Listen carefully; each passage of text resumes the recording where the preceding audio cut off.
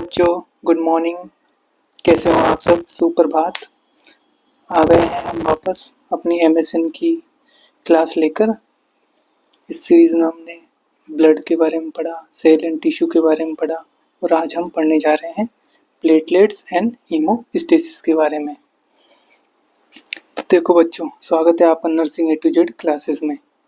My name is Pankaj Sharma and I am nursing officer in KGMU।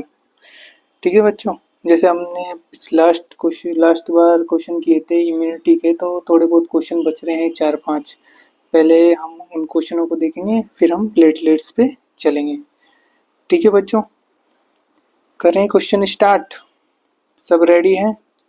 सभी class को like करें। चलते हैं आगे। क्वेश्चन पढ़िए। अपन ने हर्ड इम्यूनिटी पढ़ा था लास्ट, जो अपना क्वेश्चन था पिछली क्लास में। तो देखिए क्वेश्चन पढ़िए। A type of immunity that occurs when the vaccination of a portion of population provide protection to unprotected individual is passive immunity, contact immunity, herd immunity and active immunity। देखो पिछली class में मैंने बताया active immunity कौन सी होती है, जब अपनी बॉडी एंटीबॉडीज का फॉर्मेशन करे स्वयं, और पैसिव जिसमें डायरेक्ट रेडीमेड बाहर से एंटीबॉडीज इंजेक्ट करी जाए अपने शरीर में। ठीक है। अब कॉन्टेक्ट इम्यूनिटी ये तो ऐसा कुछ होता नहीं है। और अब देखिए ये हर्ड इम्यूनिटी, अपना क्वेश्चन का आंसर है हर्ड इम्यूनिटी। हर्ड इम्यूनिटी को बच्चों ऐसे समझ सकते हैं अपन, जैसे कोई बहुत बड़ी एरिया है, उसमें पॉपुलेशन को अपन वैक्सीनेटेड कर रहे हैं। तो इसमें जैसे अपन पोलियो की दवा पिलाते हैं, तो वो पोलियो के एरिया में, पूरे एरिया में पिलाते हैं अपन, तो उससे क्या होता है, वहाँ की पूरे एरिया में जितनी पॉपुलेशन है जो वो वैक्सीनेटेड हो जाती है। उसको भी उस डिजीज के लिए क्या जाती है, उसमें क्या बन जाती है, इम्यूनिटी। ठीक है बच्चों, तो किसी एरिया स्पेसिफिक को, पूरी पॉपुलेशन को provide protection to unprotected individual. ठीक है बच्चों, यह होता है हर्ड इम्यूनिटी में आता है ये सब। ठीक है, नेक्स्ट क्वेश्चन चले। The level of resistance of a community or group of people to a particular disease is called। देखो फिर दोबारा से क्या आया है, कम्युनिटी आई है और ग्रुप, यानी वही हर्ड इम्यूनिटी से रिलेटेड क्वेश्चन है। क्वेश्चन को घुमा फिरा के पूछा जा रहा है अपन से। Passive immunity, active immunity, herd immunity या सेलुलर इम्यूनिटी, बताइए। कमेंट कीजिए आके आंसर। जिस बच्चे को आ रहा है, क्लास समझ में आ रही है, लाइक करिए, बताइए, आंसर दीजिए जल्दी जल्दी। देखिए बच्चों, पढ़ रखा है अपन ने, हर्ड इम्यूनिटी होगा इसका आंसर। नेक्स्ट क्वेश्चन देखिए। Herd immunity does not protect individual in, किसमें प्रोटेक्ट नहीं कर पाएगी है। ऑप्शन देख लीजिए, diphtheria, poliomyelitis, small pox and tetanus. बताइए बच्चों क्या आंसर जाएगा इसका। देखो बच्चों, अपना आंसर है टिटनस। टिटनस क्यों है, क्योंकि tetanus is caused by bacteria present in the environment। ठीक है बच्चों, हमारे आसपास के एनवायरनमेंट में प्रेजेंट होता है टिटनस का बैक्टीरिया। और ये जो टिटनस का बैक्टीरिया है, नॉट ट्रांसमिटेड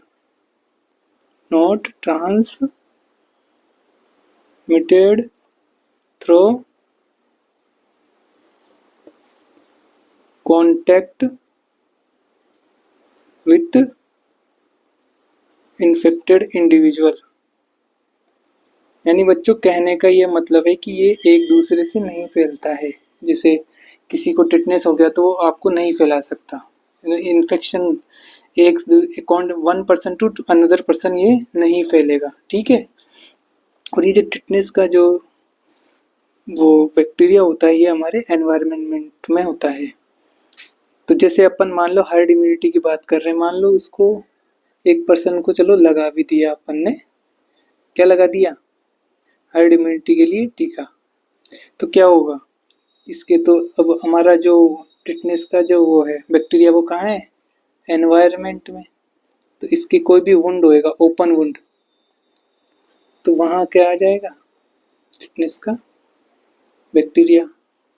तो हम ऐसा इसलिए हम इसमें हर्ड इम्यूनिटी का इसमें कोई यूज नहीं है, प्रोटेक्ट नहीं कर सकते। ठीक है बच्चों, समझ में आ रहा है। नेक्स्ट क्वेश्चन चलते हैं। All of the following about tetanus are true except, सब कुछ सही होगा टिटनेस के बारे में केवल एक को छोड़कर। ठीक है बच्चों, देखें, हर्ड इम्यूनिटी इज प्रेजेंट, ठीक है। टिटनेस प्रोटेक्शन इज फॉर, ये 5 है बच्चों, 5 ईयर्स ऑफ प्रीवियसली इम्यूनाइज्ड। ठीक है, नेक्स्ट पढ़िए। Can not be eradicated, elimination is less than 1 case पर 100 लाइव बर्थ्स। बताइए बच्चों, ये बताया टिटनेस के बारे में पूरी इंफॉर्मेशन दी है, बताइए क्या सही नहीं है। ऑप्शन पढ़ो, देखो एक्सेप्ट दे रखा है तो देखो हर्ड इम्यूनिटी इज प्रेजेंट, ये मैंने बताया नहीं हो सकता हर्ड इम्यूनिटी, इसलिए ना ये हमारा करेक्ट आंसर होगा। और देखो बच्चों, ये जो टिटनेस प्रोटेक्शन है ये कितने 10 साल का होता है, ठीक है, 5 ईयर्स नहीं, ठीक है। और जबकि बूस्टर डोज लेता रहे तो ये 10 ईयर्स तक इसको प्रोटेक्शन प्रोवाइड करता है, ठीक है। और कैन नॉट बी इरेडिकेटेड क्योंकि ये प्रेजेंट होता है कहाँ, हमारे एनवायरनमेंट में। ठीक है बच्चों, नेक्स्ट चलें। ऑल एल्डरली यानी जो बूढ़े लोग होते हैं, वृद्ध लोग, tend to be more susceptible to infection because, option देखिए, a decline in immune function, poor nutritional status, lack of exercise या increased exposure of pathogen. Question एक बार दोबारा पढ़ लीजिए बच्चों, आंसर देखिए क्या आंसर होगा इसका, क्या हो जाता है वृद्ध लोगों में। देखो बच्चों, उनका जो इम्यून फंक्शन है ना वो डिक्लाइन हो जाता है क्योंकि वृद्ध अवस्था में इतनी सेल्स भी अपनी डीजनरेट होने लग जाती है, इम्यूनिटी भी कम होने लग जाती है। देखो बच्चों, ये जो प्रोसेस हो रही है उसको कहते हैं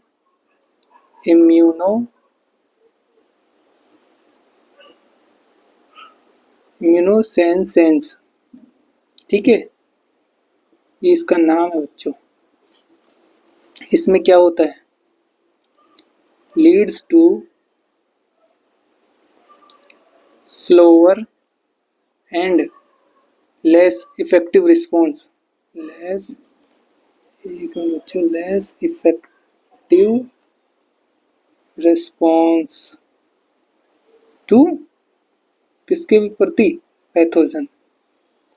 तो क्या है, लेस इफेक्टिव रिस्पॉन्स आएगा इसमें पैथोजन के। अब जब लेस इफेक्टिव आएगा तो इसका इम्यून फंक्शन क्या होगा, कम होगा और वो ससेप्टेबल होंगे इन्फेक्शन के लिए। इसलिए वृद्ध लोगों को ज़्यादा से ज़्यादा बीमारियां होंगी क्योंकि इम्यूनिटी सिस्टम वो होता है वीक हो जाता है बहुत ही। और ये lack of exercise is not a direct cause of, क्या पूछा गया अपन से, ससेप्टेबिलिटी और इन्फेक्शन, ठीक है, ये डायरेक्ट कॉज नहीं है अपना। ठीक है, अपन को 4 ऑप्शन में से बेस्ट ऑप्शन छांटना है। ठीक है बच्चों, चले नेक्स्ट। देखो बच्चों, प्लेटलेट से क्वेश्चन आ गया है जो आज हमारी क्लास है उससे रिलेटेड है, ठीक है, जैसा कि आपने थंबनेल में पढ़ा होगा प्लेटलेट्स। ठीक है, ध्यान से क्वेश्चन करेंगे, आपको आता भी होगा, सभी होशियार बच्चे हैं मेरी क्लास में। The average life span of platelets बता दीजिए बच्चों। ऑप्शन है 3 to 5 days, option B 7 to 10 days, या 15 to 16 डेज, या 17 to 20 डेज। देखिए बच्चों, बताइए क्या होता है प्लेटलेट्स का लाइफ स्पान। देखो बच्चों, एक अच्छी सी स्लाइड लेके आया हूँ आपके लिए, जिसमें आपको सब कुछ समझ में आ जाएगा प्लेटलेट्स के बारे में एक साथ। देखो बच्चों, प्लेटलेट्स दिख रहा है, देखिए बच्चों शेप कैसी होती है इसकी, circular by convex non nucleated होता है ये, ठीक है। इसकी साइज होती है 2 से 4 माइक्रोमीटर, इसका काउंट देख लो आप। इसका लाइफ स्पान देखो, जैसा हमारा क्वेश्चन है 5 to 9 डेज, ये अलग अलग उसमें अलग अलग वेरी करता है, ठीक है बच्चों। और ये फंक्शन क्या काम करता है, ब्लड क्लोटिंग का काम करता है ये प्लेटलेट्स। अभी आपको पूरी डिटेल में बताऊंगा कैसे प्लेटलेट्स, हीमोस्टेसिस यानी हीमो मतलब हीमोस्टेसिस,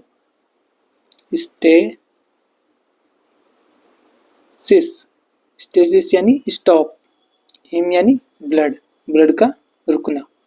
जैसे कभी हमारे या मेरे कभी कट लग जाता है तो उसमें क्या होता है, ब्लड आने लग जाता है, तो ऐसे कंटिन्यू नहीं आता रहता है ना, थोड़ी देर बाद वो स्टॉप हो जाता है, तो इसी को प्रोसेस को कहते हैं हीमोस्टेसिस। तो देखो बच्चों, the production of platelets is known as thrombopoiesis. ठीक है, याद रखना है इसको। Platelets are the fragments of large cells called megakaryocytes that remain in the bone marrow. Megakaryocytes बच्चों इसका प्रीकर्सर होता है, प्रीकर्सर। आपसे पूछा जाए प्लेटलेट्स का प्रीकर्सर क्या है, यानी ये किससे पहले किससे बनी हुई होती है, तो ये मेगाकैरियोसाइट्स। अभी पूरा बताऊंगा। देखो, increase in number of platelet is known है थ्रोम्बोसाइटोसिस। साइटोसिस का मतलब क्या होता है, किसी भी सेल्स का इंक्रीज होना, और डिक्रीज इन नंबर यानी साइटोपिनिया, यानी डिक्रीज हो गई है नंबर में। तो अपने क्वेश्चन का आंसर देखो ऑप्शन के हिसाब से लगाएंगे अपन। बताइए बच्चों क्या होगा आंसर इसका। देखो इस रेंज में ये बैठ रहा है 7 to 10 डेज। ठीक है बच्चों, समझ में आ रहा है, अभी और अच्छे से समझ में आएगा। ठीक है, आपको थोड़ा प्लेटलेट्स के बारे में बताएंगे। ठीक है, देखो बच्चों, हमारी बॉडी में जो ब्लड होता है, ये हमारी होगी ब्लड वेसल्स, ये हो गई इसकी एंडोथीलियम। एंडोथीलियम होती है ना, रुको थोड़ा बड़ा बनाते हैं इसको। ये देखो, ये हो गई एंडोथीलियम। हमारा ब्लड कैसे बहता है, अकॉर्डिंग टू बर्नौलीज लॉ, जो हमारा बीच में जो होता है एकदम मिडल में, यहाँ कौन बहती है, कौन चलती है, बताओ बच्चों। यहाँ होती है हमारी WBC। ठीक है बच्चों, और WBC के पास पास ये कौन होती है हमारी, RBCs। दिख रही है बच्चों, ये होती है RBC। नेक्स्ट हम देखेंगे फिर क्या आता है हमारा, इसके पास RBC के पास होगी हमारी प्लेटलेट्स। देखो ग्रीन कलर दिख रहा है, ये हमारी प्लेटलेट्स, प्लेटलेट्स। और सबसे जो इस एंडोथीलियम के टच में रहती है वो क्या है, ये प्लाज्मा। ये देखो बच्चों, ये है प्लाज्मा, यहाँ होता है प्लाज्मा। देखो बच्चों, बहुत ही अच्छा कॉन्सेप्ट है, कैसे अपना ब्लड स्ट्रीम में कैसे ब्लड बहता है। ठीक है, अब देखो बच्चों, ये है एंडोथीलियम हमारी, और इसके टच में नहीं रहती है प्लेटलेट्स है ना, ये एंडोथीलियम के टच में नहीं रहती है। बीच में कौन पाया जाता है, प्लाज्मा। अगर ये एंडोथीलियम के टच में आएगी प्लेटलेट जैसे ही, तो क्या बनाएगी, एडेशन होगी। देखो नेक्स्ट लाइन बताता हूँ आपको, ये हमारी ब्लड वेसल है, ये एंडोथीलियम, ये एंडोथीलियम। ठीक है, अब मान लो ये छोटा सा इंजरी हो गई हमारे। ठीक है, तो क्या होगा बच्चों, ब्लड बह रहा है, ठीक है, यहाँ से प्लाज्मा निकल जाएगा और यहाँ पे कौन आके चिपक जाएगी, प्लेटलेट्स। ठीक है, समझ में आ रहा है, और ये उसकी क्या हो गई, एंडोथीलियम। तो देखो बच्चों, सारी प्लेटलेट्स यहाँ से जा रही है, यहाँ से जा रही है, बह रही है ब्लड स्ट्रीम में। ब्लड रुका हुआ थोड़ी रहता है अपना, कंटिन्यूअस फ्लो करता रहता है, आप में मुझ में सब में कंटिन्यूअस फ्लो करता रहता है ब्लड। ठीक है, तो देखो बच्चों, सबसे पहले जैसे ही इंजरी होती है तो हमारे पास सबसे पहले क्या होता है, ये जो ब्लड वेसल्स हैं वो क्या करेगी, वैसो कॉन्स्ट्रिक्शन, वैसो कॉन्स्ट्रिक्शन। ठीक है बच्चों, वैसो कॉन्स्ट्रिक्शन यानी जो ब्लड वेसल है वो सिकुड़ जाएगी, उससे भी अपना थोड़ा बहुत ब्लड रुकेगा जो चोट लगी है। फिर नेक्स्ट क्या होता है, नेक्स्ट आएगी प्लेटलेट। प्लेटलेट आके इस पे जुड़ेगी। प्लेटलेट्स 3 तरीके से जुड़ती है। पहले होता है प्लेटलेट्स में एक्टिवेशन, नेक्स्ट होएगा एडेशन, नेक्स्ट होएगा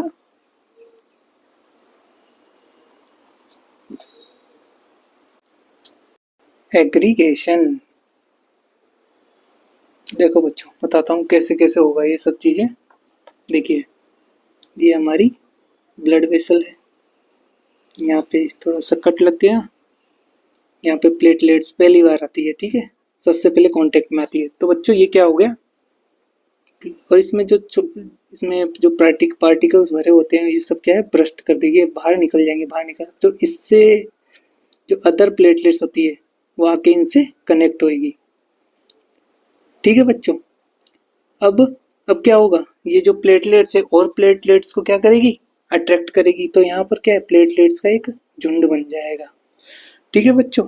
तो सबसे पहले क्या हुआ, प्लेटलेट एक्टिवेशन, ठीक है। नेक्स्ट क्या हुआ, ये आके प्लेटलेट फर्स्ट लेयर है, जो फर्स्ट लेयर वो क्या हो गई, एडेशन, आपस में चिपक गई।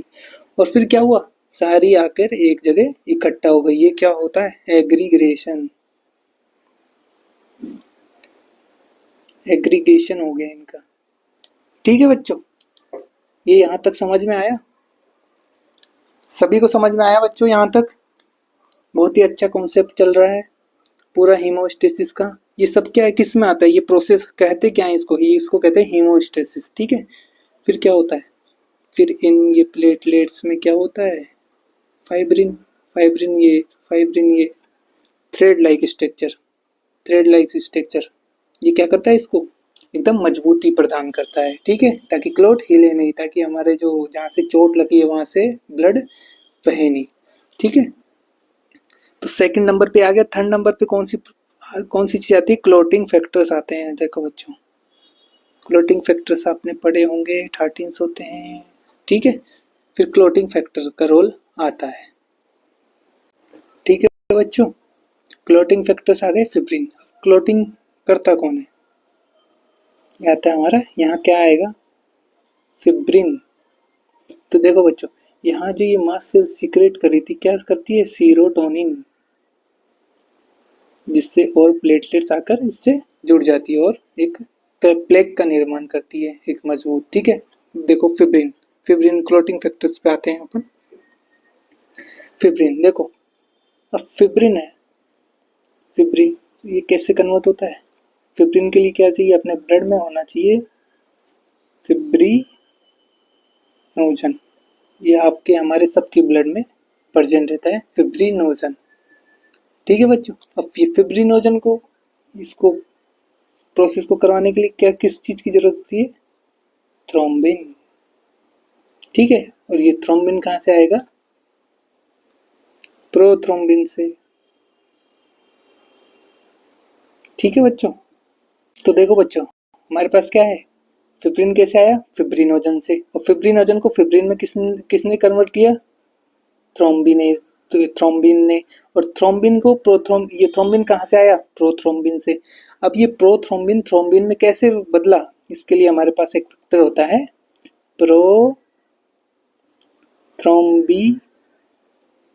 प्रोथ्रोम्बिनेज, इसकी हेल्प से ये किसमें बदलेगा, थ्रोम्बिन में, और ये फिब्रिन, इससे क्या हो जाएगा, फिब्रिन लास्ट प्रोडक्ट क्या बनेगा, क्लॉट फॉर्मेशन हो जाएगा। अब ये प्रोथ्रोम्बिन दो तरीके से आगे काम करता है, देखो, एक तो होता है हमारा, ये क्लॉटिंग पढ़ रहे हैं हम, एक्सट्रिंसिक पाथवे, और एक होता है इंट्रिंसिक पाथवे, ठीक है बच्चों। आगे पूरा चार्ट से समझेंगे अपन, अभी एक बार वर्बली आपको मैं समझा रहा हूँ, ठीक है। इसको स्टार्टिंग के लिए क्या होता है, इसमें टिश्यू थ्रोम्बो प्लाज्मिन, ठीक है। और इधर इंट्रेंसिंग के लिए क्या चाहिए होते हैं, कोलेशन। ये दोनों पाथवे होते हैं, और ये इनका क्या होता है, कॉमन पाथवे। ऐसे करके अपना क्या होता है, ब्लड क्लॉट, ठीक है बच्चों। यहाँ तक समझ में आया बच्चों आपको अच्छे से, इसमें से और भी कॉन्सेप्ट निकलेंगे, अभी आगे अपन पढ़ेंगे और अच्छे से समझाऊंगा आपको। यहाँ तक समझ में आया, ठीक है बच्चों, ये क्वेश्चन हो गया। नेक्स्ट क्वेश्चन देखते हैं अपन। Which of the following terms describe a decreased number of platelets, के नंबर डिक्रीज होते हैं तो उसको क्या कहा जाता है, थ्रोम्बेक्टोमी, थ्रोम्बोसाइटोपिनिया, थ्रोम्बोसाइटोपैथी और थ्रोम्बोसाइटोसिस। डिक्रीज नंबर ऑफ, बताइए बच्चों, जब नंबर डिक्रीज होता है तो उसको क्या कहते हैं? अभी बताया था, थ्रोम्बोपिनिया जहाँ लग जाए यानी नंबर डिक्रीज, और थ्रोम्बोसाइटोसिस यानी नंबर इंक्रीज। और ये थ्रोम्बेक्टोमी क्या होता है? ये होता है सर्जिकल रिमूवल ऑफ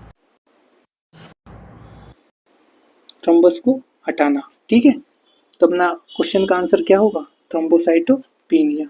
पैथी, थ्रोम्बेक्टोपैथी का मतलब होता है डिजीज। ठीक है बच्चों, समझ में आया क्वेश्चन? क्वेश्चन में पूछा गया था decrease number of platelets, thrombocytopenia. Next देखते हैं, reduce number of platelets is found in all the condition except. अब हमको बताना प्लेटलेट्स का काउंट कम, लेकिन देखो number of platelets is found in the all condition, सब में पाया जाएगा केवल एक को छोड़ के। देखो ऑप्शन पढ़ो, disseminated intravascular coagulation, aplastic anaemia, acute myeloid leukaemia या वॉन विलवंड डिजीज। बताइए बच्चों। देखो बच्चों, ये एक्यूट जो होता है,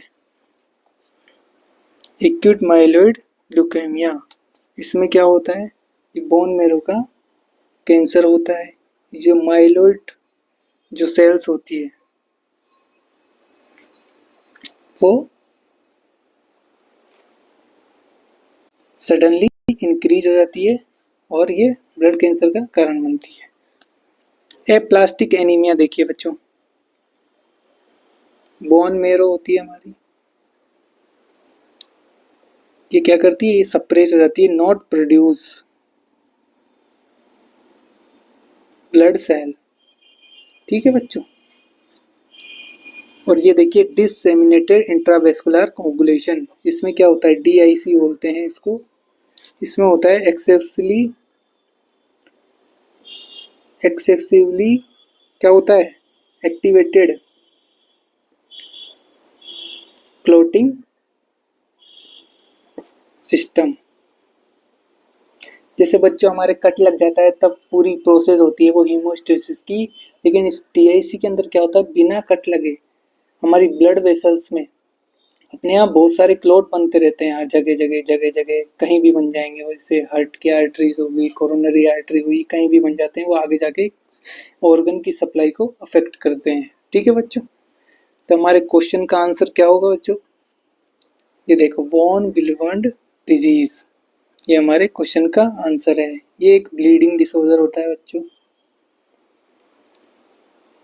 ये क्या है? प्लेटलेट्स से जुड़ती है, जो ये इस डिजीज में ये जो फैक्टर है इसकी कमी हो जाती है और प्लेटलेट जुड़ नहीं पाती है।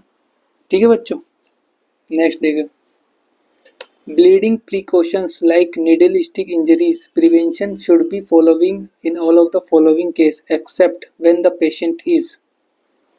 ब्लीडिंग प्रिकॉशन यानी उसको ब्लीडिंग से प्रिकॉशन कर रहा है, यानी उनकी ब्लीडिंग रुक जाए। ठीक है, और cephalosporin, suffering from haemophilia, suffering from liver disease या एंटीकोगुलेंट्स।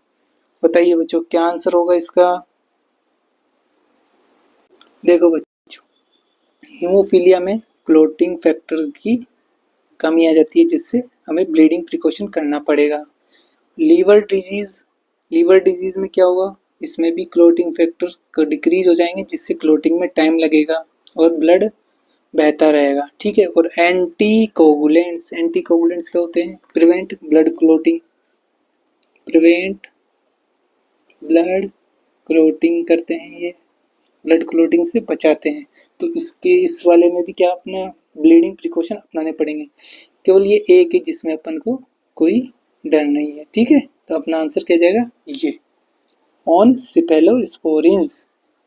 ठीक है बच्चों, Which of the following action should the nurse prioritize when taking care of a patient with a platelet count of 23,000 mm? ठीक है, ऑप्शन देखिए, request an order for an anticoagulants, protect the patient from injury, encourage patient to drink plenty of fluids, no action of necessary. देखो बच्चों, platelets count देखो बहुत कम है, तो क्या है? ब्लीडिंग होने की संभावना ज़्यादा है। प्लेटलेट्स क्या करती है? हीमोस्टेसिस। सबसे पहले कुछ भी कट लगता है, घाव होता है, तो क्या करती है? प्लेटलेट्स आगे ब्लीडिंग को रोकती है। तो अपन को क्या करना पड़ेगा, इसको protect the patient from injury से बचाना पड़ेगा कि इसकी कोई इंजरी ना हो जाए। अगर इसकी इंजरी हुई, प्लेटलेट काउंट्स वैसे भी कम है, तो क्या होगा, ब्लड रुकेगा नहीं, हीमोस्टेसिस मैकेनिज्म वर्क नहीं करेगी। ठीक है बच्चों। Which one of the following substance is released during inflammatory process when platelets are activated? अभी बताया था मैंने आपको पूरा। देखो बताओ कौन सा होगा इसमें, हिस्टामिन, सेरोटोनिन, हेपेरिन या प्रेडिकाइनिन? बताइए बच्चों। देखो बच्चों, हिस्टामिन जो होता है, हिस्टामिन ये मास्ट सेल से सीक्रेट होता है। ठीक है बच्चों। मास्ट सेल हुई अपनी, बेसोफिल्स हुई, बेसोफिल्स। और हिपेरिन आप जानते हैं एंटीकोगुलेंट है, ये एक एंटीकोएगुलेंट। ठीक है बच्चों। अब ये देखो अपना आंसर है सीरोटोनिन बताया था। जब वेसोकॉन्स्ट्रिक्शन होता है तब ये सीक्रेट होता है प्लेटलेट से। जैसे और भी कुछ कई एलिमेंट सीक्रेट होते हैं, जैसे थ्रोम्बोक्सिन A2। ठीक है बच्चों। अपने क्वेश्चन का आंसर क्या जाएगा, सेरोटोनिन। ध्यान रखना बच्चों, कई लोग इसमें हिस्टामिन कर आते हैं। हिस्टामिन मास्ट सेल और बेसोफिल से सीक्रेट होता है। ठीक है, इसका आंसर जाएगा serotonin. What is the function of blood platelets? Blood platelets का फंक्शन बताइए। देखो बच्चों, carry haemoglobin, aid in coagulation of blood, ingest bacteria या transport of CO2? Carry haemoglobin और CO2 ये तो किसका काम है, RBC का काम है। बताओ आंसर क्या होगा, किसमें वर्क करती है प्लेटलेट्स? देखो बच्चों, प्लेटलेट्स बनती है अपनी एक अपनी बोन्स में हिमेटोपोइटिक स्टेम सेल्स होती है। हिमेटोपोइटिक स्टेम सेल्स में आगे चलकर ये बनाती है मेगाकैरियोब्लास्ट। मेगाकैरियोब्लास्ट आगे चल के बनाती है प्रोमेगाकैरियोसाइट, और इसके आगे बनता है अपना मेगाकैरियोसाइट। तो ये जो होता है इसी से आगे चल के क्या बनती है, अपनी प्लेटलेट्स। तो इसका प्रीकर्सर कौन सा हुआ, ये इसका प्रीकर्सर मेगाकैरियोसाइट। और प्लेटलेट का फंक्शन क्या होता है, हीमोस्टेसिस। क्या करेगा, एड इन कोगुलेशन ब्लड, यानी ब्लड की कोगुलेशन में हेल्प करेगा। ठीक है बच्चों, समझ में आया? सभी बच्चों को आ रहा है समझ में? क्लास लाइक करें, ज़्यादा से ज़्यादा बच्चों को शेयर करें। ठीक है बच्चों, नेक्स्ट चलें। देखिए बच्चों, आपको एक अच्छी चीज़ समझाते हैं, अब आगे उससे रिलेटेड क्वेश्चन आएंगे। अब हमारी प्लेटलेट्स ये ख़त्म हो चुकी है, और अपनी ब्लीडिंग प्रोफाइल जाएगी, क्लोटिंग टाइम, ब्लीडिंग टाइम जो होता है वो हम आपको समझाते हैं। देखो बच्चों, तो देखो बच्चों, हम पढ़ेंगे ब्लीडिंग टाइम, BT भी कहा जाता है। देखो, तो देखो बच्चों, हमने शुरू में ब्लीडिंग टाइम क्या होता है, वही मान लो कि हमारी बॉडी में कट लग गया तो कितनी देर में वो ब्लड रुक जाएगा अपने आप। तो कैसे रुकेगा, सबसे पहले क्या आती है, यहाँ प्लेटलेट्स आती हैं, वेसो कॉन्स्ट्रिक्शन होता है, फिर उसके बाद बहुत सारी प्लेटलेट एग्रीगेट हो जाती है, फिर क्लोटिंग फैक्टर्स आते हैं, फिर क्या बनता है, फिर फाइब्रिन के थ्रेड्स आते हैं जो इसको मजबूती प्रदान करते हैं।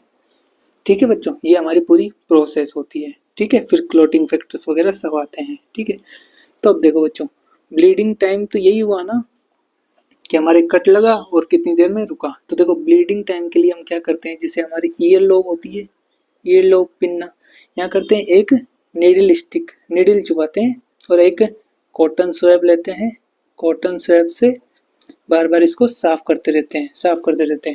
अब अपन साफ करते जाएंगे, अपन टाइम नोट करेंगे कितनी देर में अपन ब्लड का बहना कब रुक गया। तो देखो बच्चों, ये लगभग नॉर्मल रुक जाता है 2 से 6 मिनट्स में। तो जो ये मेथड काम में ले रहे हैं, ये ईयर लोब पे हम पिन नीडल चुबा रहे हैं, तो इसको मेथड को क्या कहते हैं, ड्यूक मेथड कहते हैं।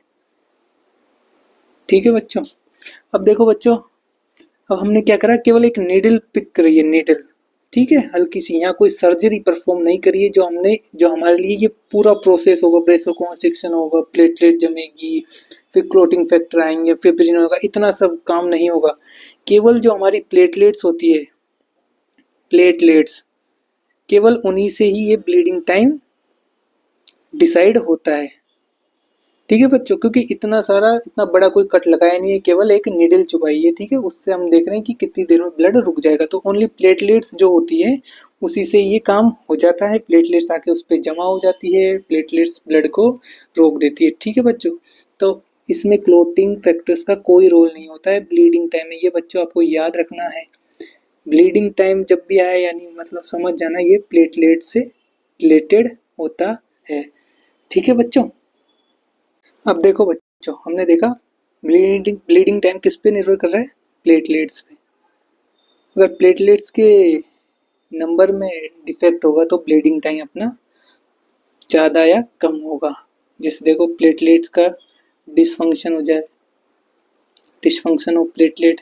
सेकंड देखिए थ्रोम्बोसाइटोपेनिया, थ्रोम्बोसाइटोपेनिया यानी प्लेटलेट्स के काउंट में कमी आ जाए, या बोन मेरो डिप्रेशन हो जाए, वहाँ पर अपनी प्लेटलेट्स बन ही नहीं रही है तो बनेगी नहीं, तो संख्या कम हो जाएगी, ठीक है, तो ब्लीडिंग रुकेगी नहीं, तो ब्लीडिंग टाइम क्या होगा, ज़्यादा हो जाएगा। यानी ब्लीडिंग टाइम वही तो होता है, अपन ने नीडल प्रिक करी है एक, तो ब्लड कब तक रुक जाएगा, अगर प्लेटलेट्स कम होगी तो आके कम जुड़ेगी वहाँ उस स्टेज पे, उस साइड पे, तो बहुत ज़्यादा टाइम लगेगा उसको ब्लड को रुकने में, ठीक है बच्चों। एक अपनी अभी पढ़ा था वॉन विल्ब्रेंड फैक्टर, ये फैक्टर होता है प्लेटलेट्स को एडेशन में, एडेशन का काम, जो जोड़ती है ना, वो एक से एक चिपक जाती है, लेयर्स बनती है जो मजबूती प्रदान करती है, ये वॉल विल्ब्रेंड फैक्टर होता है, ये रिसेप्टर होता है, इससे पहचान करती है। अगर यही खत्म हो जाएगा उस डिजीज में, इसमें, तो ये सब ब्लीडिंग टाइम अपना बढ़ जाएगा। और एक ने पढ़ा था DIC, अभी डिटेल में पढ़ा था, या फिर कुछ एंटी प्लेटलेट ड्रग होती है, एंटी प्लेटलेट थेरेपी, कौन सी दवाई काम में लेते हैं इसमें, एस्पिरिन, एस्पिरिन, ठीक है, इससे भी हो जाता है। और आपको पता होगा डेंगू, कम्युनिटी में पढ़ते हैं डेंगू, इसमें प्लेटलेट्स क्या हो जाती है, कम हो जाती है, और बोन मेरो डिप्रेशन, ये मैंने आपको बता दिया है, ठीक है। इन सब चीज़ों में क्या होता है, BT इंक्रीज हो जाएगा। और जैसे देखे तो अपन, जैसे लीवर में होता है थ्रोम्बोपोएटिन हार्मोन, अगर कोई किसी को लीवर डिजीज हुई, लीवर में डिजीज है तो थ्रोम्बोपोएटिन हार्मोन बनेगा नहीं, लीवर डैमेज है तो भी प्लेटलेट्स काउंट कम होंगे, ब्लीडिंग टाइम बढ़ेगा, डेंगू में भी बता दिया, ठीक है। तो ठीक है बच्चों, ये कंडीशन होती है जिसमें ब्लीडिंग टाइम बढ़ता है। एक बात ध्यान रखना, हीमोफीलिया का कोई लेना देना नहीं है ब्लीडिंग टाइम से, क्योंकि ये हीमोफीलिया क्लोटिंग डिसऑर्डर है, क्लोटिंग टाइम इस पे अफेक्ट होता है, ठीक है बच्चों, समझ में आ रहा है। Bleeding time only depend on platelets, ठीक है, इसलिए हीमोफीलिया डिपेंड पर नहीं करेगा, ठीक है। ये हीमोफीलिया जो होता है क्लोटिंग टाइम पर डिपेंड करेगा, क्लोटिंग फैक्टर्स इन्वॉल्व होते हैं इसमें, प्लेटलेट्स का कोई रोल नहीं है, ठीक है। ठीक है बच्चों, ब्लीडिंग टाइम समझ में आया। अब देखो अपन देखते हैं नेक्स्ट, क्लोटिंग टाइम। सभी बच्चों को समझ में आ रहा है, सभी लाइक करें क्लास को, ठीक है। देखो अब क्लोटिंग टाइम पे चलते हैं। क्लोटिंग टाइम होता है अपना कितनी देर में, अब इसमें क्या होगा, क्लोटिंग फैक्टर इन्वॉल्व होंगे अपने, क्लोटिंग फैक्टर, ठीक है बच्चों। अब ये क्लोटिंग फैक्टर मिलके कितनी देर में अपने ब्लड को रोक पाते हैं, तो बच्चों ये जो मिनिमम होता है वो 3 to 10 मिनट्स होता है, याद रखना इसको बच्चों, 3 to 10 मिनट्स होता है। और अपना जो ये ब्लीडिंग टाइम होता है वो 2 to 6 मिनट होता है। तो देखो बच्चों, अब आगे देखो क्लोटिंग फैक्टर्स में आपको वो ने पूरा बताया था कि फिब्रिन होता है, फिब्रिन से फिब्रिनोजन, फिब्रिनोजन से फिब्रिन बनता है, फिब्रिनोजन से फिब्रिन बनने के लिए क्या चाहिए होता है, थ्रोम्बिन चाहिए होता है, ठीक है। तो ये सब इंट्रिंसिक एक्सट्रिंसिक पाथवेज होते हैं, ठीक है। अब क्लोटिंग टाइम देखो बच्चों 3 to 10 मिनट्स है, इसकी रेंज जो है बहुत बड़ी है। अगर मान लो मैं मेरा सैंपल निकालूँ और क्लोटिंग टाइम देखो, मान लो मेरा क्लोटिंग आया 4 मिनट, तो क्या हुआ, मतलब किसी चीज़ को कमी है ना। अब मान लो 6 आया तो 8 आया तो भी ये नॉर्मल है, नॉर्मल इंडिकेट करेगा ना। तो इसकी स्केल बहुत बड़ी है, तो इसके लिए हम एक और तरीका अपनाते हैं ताकि अपन को पता चले कि एग्जैक्टली अपने शरीर के अंदर कौन से क्लोटिंग फैक्टर की कमी है। ठीक है बच्चों, समझ में आ रहा है। नेक्स्ट देखो, देखो बच्चों क्लोटिंग टाइम में 2 सब टाइप हुए हैं। देखो बच्चों PTINR, ये सुना होगा सबने, PTINR और APTT या PTT। ठीक है बच्चों, तो देखो बच्चों हम पढ़ते हैं PT प्रोथ्रोम्बिन टाइम। तो देखो बच्चों, जैसे मैंने इसमें अपना एक वाइल में सैंपल लिया, ठीक है, सैंपल लेके इसको कहाँ भेज दिया, लेबोरेटरी में। कौन सी वाइल में, EDT या सिट्रेट वाइल में अपन ने इसका सैंपल लिया, इसको भेजा लेबोरेटरी में। अब इसमें जो वो है क्या, सिट्रेट, उसको नलीफाई करने के लिए क्या डालेंगे, कैल्शियम। तो कैल्शियम इसमें गया, ठीक है बच्चों, कैल्शियम इसमें गया तो फिर ये क्या हो जाएगा, जैसे ही कैल्शियम डालेंगे ये क्या हो जाएगा, क्लॉट। ये जो कैल्शियम डालते ही जो क्लॉट होने में लगा समय है, उसी को क्या कहा जाता है, प्रोथ्रोम्बिन टाइम। ठीक है बच्चों, आया समझ में इतना। जैसे ही अपने कैल्शियम डाला प्लस इसमें एक और चीज डाले जाएंगे बच्चों, 1 मिनट को, टिश्यू थ्रोम्बोप्लाज्मिन। ये डालते ही इसमें क्या होगा, क्लोटिंग। क्लोटिंग का जितनी समय में क्लोटिंग होगी उसको क्या कहा जाएगा, प्रोथ्रोम्बिन टाइम। टिश्यू थ्रोम्बोप्लास्टिन हमको क्या बताता है, एक्सट्रिंसिक पाथवे। ठीक है बच्चों, और बच्चों इसकी नॉर्मल जो वैल्यू होती है वो कितनी होती है, 10 to 15 सेकेंड। ठीक है बच्चों, समझ में आया आपको। दोबारा देखते हैं, देखो पहले हमने एक ब्लड लिया, ब्लड में कौन सी वाली, EDTA वाइल और सिट्रेट वाइल में, ठीक है। फिर इसको भेजा लैब में, तो इसमें क्या था, सिट्रेट था, तो ब्लड क्लॉट नहीं हुआ होगा इसमें। तो क्या करेंगे, इसमें पहले सिट्रेट को नलीफाई करने के लिए क्या डालेंगे, इसमें कैल्शियम, ताकि उसका इफेक्ट खत्म हो जाएगा। और प्लस साथ में जाएंगे टिश्यू थ्रोम्बोप्लाज्मिन डालेंगे। जैसे टिश्यू थ्रोम्बोप्लाज्मिन डालेंगे तो क्या होगा, तुरंत ये ब्लड क्लॉट हो जाएगा। और ये जितना समय लगा है इस ब्लड को क्लॉट होने में उसको क्या कहते हैं, प्रोथ्रोम्बिन टाइम, जो कितना होता है नॉर्मल 10 से 15 सेकेंड। ठीक है बच्चों, जो कि किस में आता है, एक्सट्रिंसिक पाथवे का पता लगाने के लिए हम करते हैं क्या, प्रोथ्रोम्बिन टाइप। ठीक है, और एक्सट्रिंसिक के साथ क्या क्या आ जाएगा, कॉमन पाथवे, कॉमन पाथवे। ठीक है बच्चों, कॉमन पाथवे में तो दोनों में आ जाएगा। ठीक है बच्चों, क्योंकि वो कॉमन है, चाहे एक्सटेंसिंग लेंगे चाहे इंट्रेंसिंग लेंगे। ठीक है बच्चों, अब देखो बच्चों एक पाथवे देखो पूरे क्लोटिंग फैक्टर्स का। ये देखो बच्चों, ये पूरा पाथवे है, कैसे हमारा ब्लड क्लोट होता है। ये देखो एक्सटेंसिक पाथवे, इसी के बारे में हम बता रहा था। ये देखो 7 नंबर जो फैक्टर है वो मिलता है 10 नंबर के फैक्टर से, और ये कॉमन पाथवे चालू हो जाता है। ये थ्रोम्बिन, प्रोथ्रोम्बिन चेंज होता है थ्रोम्बिन में, थ्रोम्बिन फिब्रिनोजन को बदलता है फिब्रिन में, और ये बन जाता है यहाँ पे अपना क्लॉट। ठीक है बच्चों, जो ये जो रेड वाला है वो क्या है, कॉमन पाथवे है। ठीक है बच्चों,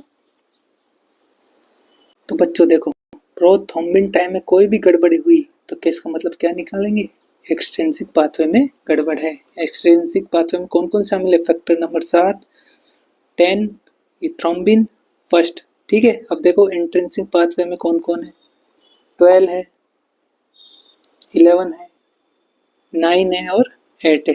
ये सब इंट्रिंसिक पाथवे के कंपोनेंट्स है। ठीक है बच्चों, समझ में आया है। ये आपको याद करने पड़ेंगे क्लोटिंग फैक्टर सारे। ठीक है, अब देखो बच्चों नेक्स्ट देखते हैं एपीटीटी। एपीटीटी देखो बच्चों, इसमें क्या होता है, सेम प्रोसेस है।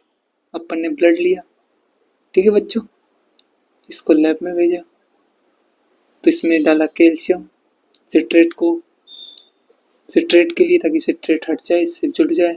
फिर इसमें अब उसमें तो क्या डाला था, टिश्यू थ्रोम्बोप्लाज्म, इसमें क्या डालेंगे, सरफेस एक्टिवेटर, सरफेस एक्टिवेटर जैसे सिलिका हुआ। ठीक है बच्चों, तो ये क्या करता है, इसको एक्टिवेट कर देता है, और जैसे ये डालेंगे तो ये ब्लड क्लॉट हो जाएगा। तो ये समय आएगा, ये टाइम आएगा, उसको क्या बोलेंगे, APTT। तो ये नॉर्मली कितना होता है, 30 to 40 सेकेंड। ठीक है बच्चों, समझ में आ रहा है। देखो क्या किया हमने, क्या फुल फॉर्म होती है इसकी, एक्टिवेटेड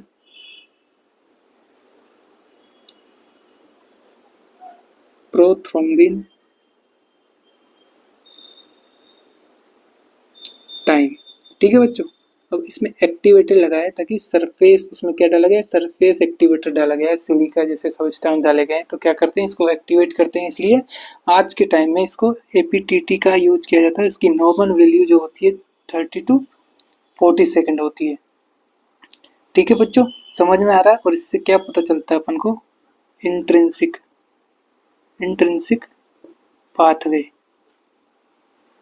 ठीक है बच्चों, इंट्रिंसिक पाथवे का इससे पता चलता है अपने को। ठीक है, इससे किससे चलेगा, एक्सटेंसिव पाथवे का, और इससे इंट्रिंसिक पाथवे का। दोनों क्लियर है बच्चों। क्लॉटिंग टाइम में 2 कंपोनेंट्स हैं, PTINR एंड APTT। ठीक है बच्चों, PT हमने कैसे करा, प्रोथ्रोम्बिन टाइम, सैंपल लिया EDT सिट्रेट में, सिट्रेट वाइल में अपन ने कैल्शियम डाला और प्लस टिश्यू थ्रोम्बोप्लाज्मिन डाला। ठीक है, जिससे क्या हुआ, ये जितने समय में क्लॉट बना टिश्यू थ्रोम्बोप्लाज्मिन डालने के बाद, वो समय क्या कहलाया, प्रोथ्रोम्बिन टाइम। वो क्या हुआ, 10 से 15 सेकंड, और ये इसमें काम में आ जाता है एक्सट्रिंसिक पाथवे में।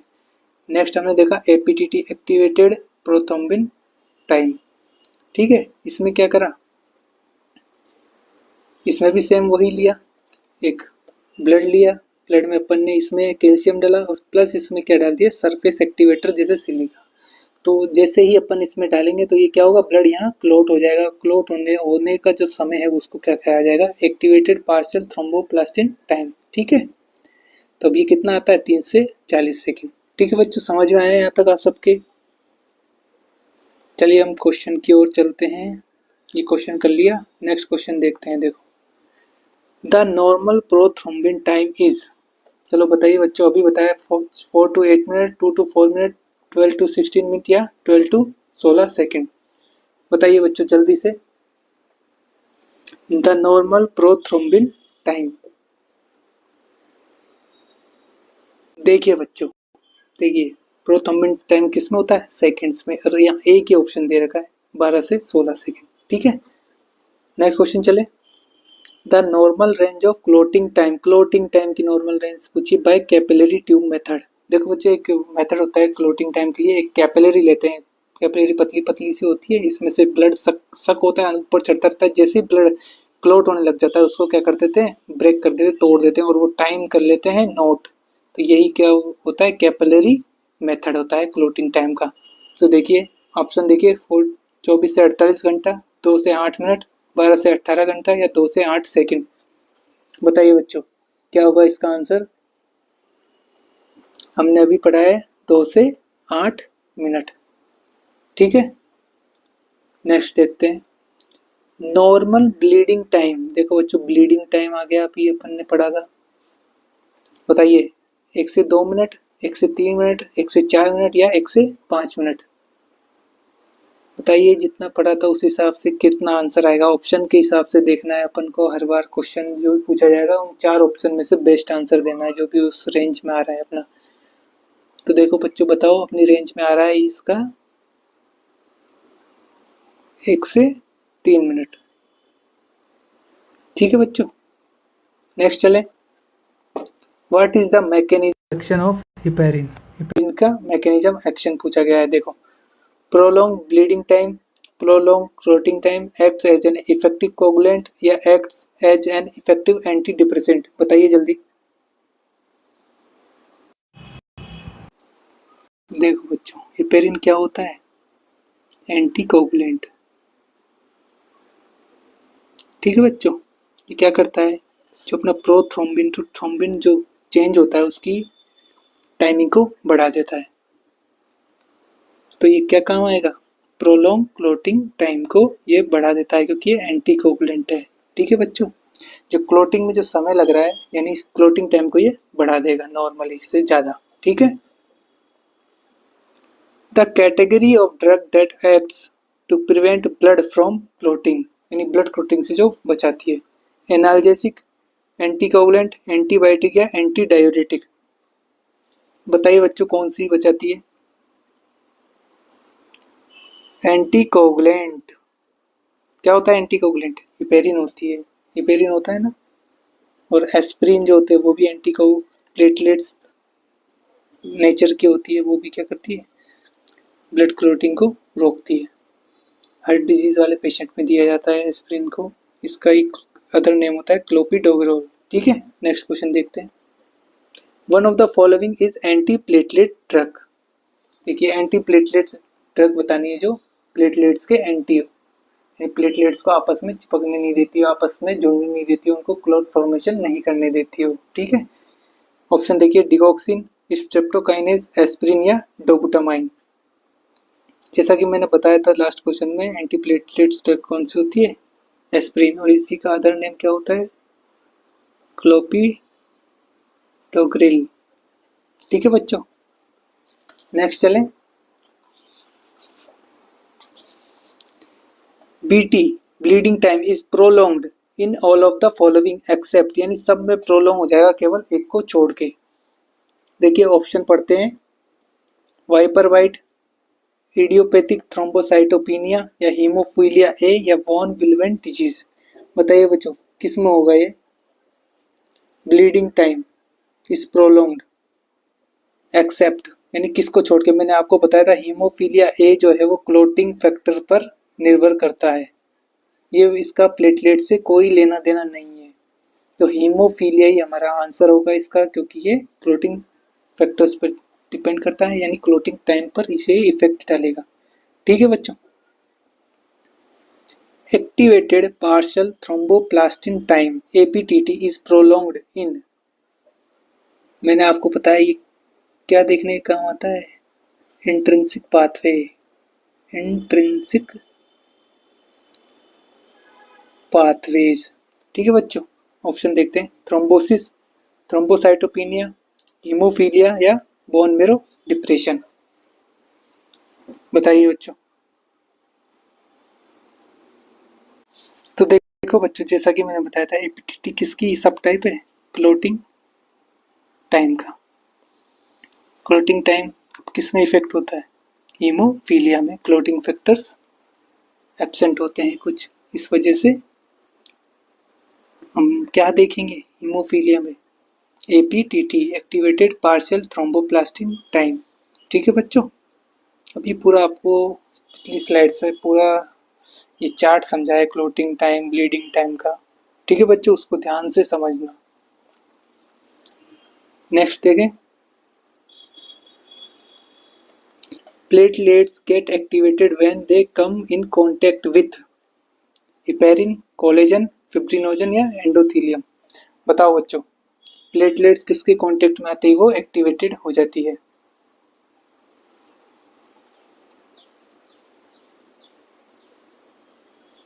देखो बच्चों, जब वो एक्सपोज होगी कोलेजन के, कोलेजन उसके टच में आएंगे तो वो क्या हो जाएगी? एक्टिवेटेड, और वो क्या करेगी? प्रॉपर उसमें प्लेटलेट्स क्या होगी? आपस में जुड़ेगी, एडेशन होगा, एक्टिवेशन होगा, उनका एग्रीगेशन होने लग जाएगा on the site, injury site. ठीक है बच्चों, नेक्स्ट देखिए, during clotting the prothrombin is change to thrombin in the presence of. Prothrombin change होता है थ्रोम्बिन में, किसकी प्रेजेंस में? देखिए बच्चों, calcium ion and fibrinogen, thromboplastin and vitamin K, calcium ion and vitamin K या कैल्शियम आयन एंड थ्रोम्बोप्लास्टिन। देखो बच्चों, बहुत सिंपल क्वेश्चन है, अगर आप क्लोटिंग फैक्टर्स याद होंगे, उसका सीरीज याद होगा, कैसे प्रोसेस होती है, तो आप सभी बता देंगे इसको। बताइए। बिल्कुल सही, कैल्शियम आयन बहुत जरूरी होता है हमारे लिए क्लोटिंग फैक्टर, ये नंबर 4 का फैक्टर होता है, और ये थ्रोम्बोप्लास्टिन। ठीक है बच्चों, प्रोथ्रोम्बिन को थ्रोम्बिन में चेंज करने के लिए थ्रोम्बोप्लास्टिन चाहिए होता है, मैंने आपको बताया था अभी। What is the synonyms of clotting factor second? ये आपको सबको याद होना चाहिए, कौन सा फैक्टर सेकंड है, 1 to 13 तक सारी किस क्या क्या नाम है इनके, कौन से अदर नाम है, सब कुछ। फिब्रिनोजन, क्रिसमस फैक्टर, प्रोथ्रोम्बिन या कैल्शियम, बताइए बच्चों।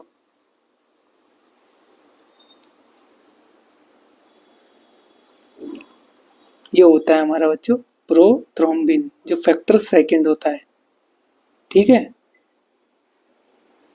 तो देखो बच्चों, हम एक बार सारे क्लोटिंग फैक्टर्स देख लेते हैं, आप लोगों को याद रहेगा। ये देखिए, पहला है हमारे पास फैक्टर 1 फिब्रिनोजन। इसका फंक्शन क्या होता है? Forming mass factor 7 by liver. Role होता है विटामिन के डिपोजिशन में, ठीक है। फैक्टर सेकंड होता है प्रोथ्रोम्बिन। फैक्टर थर्ड होता है स्टेबल फैक्टर ए। फैक्टर 8 जो होता है उसको, ये भी विटामिन के डिपेंडेंट होता है।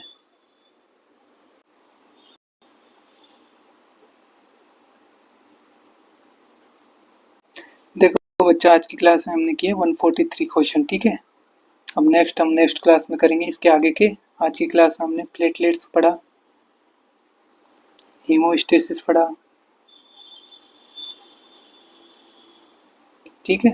ब्लीडिंग टाइम पढ़ी, क्लोटिंग टाइम पढ़ी, एपीटीटी पढ़ा, ठीक है बच्चों। ये सारी चीज़ें पढ़ी और आप क्लोटिंग फैक्टर्स याद करके आना। नेक्स्ट क्लास में हम पूरा क्लोटिंग फैक्टर, कैसे क्लोटिंग होता है, एक एक फैक्टर के बारे में पढ़ेंगे। आपको स्लाइड बताइए, ये सब याद होनी चाहिए, ठीक है। हम नेक्स्ट क्लास में देखेंगे पूरा। तो बच्चों थैंक यू, क्लास को लाइक करें, सब्सक्राइब करें, ठीक है बच्चों।